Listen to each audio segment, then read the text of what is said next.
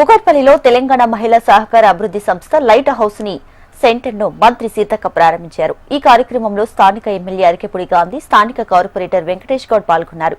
మహిళలు వివిధ రంగాల్లో ట్రైనింగ్ పొందడం ద్వారా తమ జీవితంలో ఎదగాలని సీఎం రేవంత్ ఆకాంక్షిస్తున్నారని మంత్రి సీతక్క అన్నారు.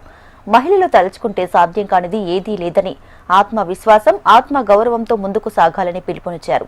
ట్రైనింగ్ ద్వారా నేర్చుకుని తమ కాళ్ల మీద తాము నిలబడేందుకు ప్రభుత్వ సహాయం చేస్తుందని చెప్పారు సీతక్క.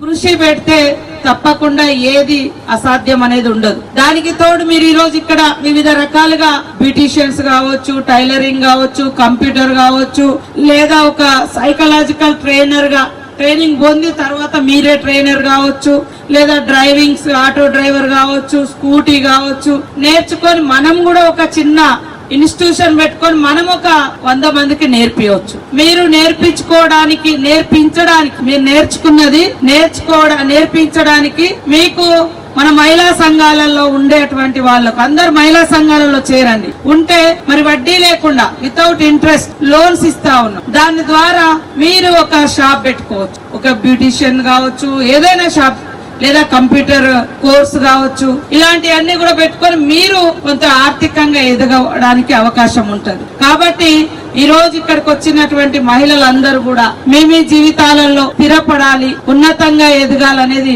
ముఖ్యమంత్రి రేవంత్ రెడ్డి గారి యొక్క ఆలోచన.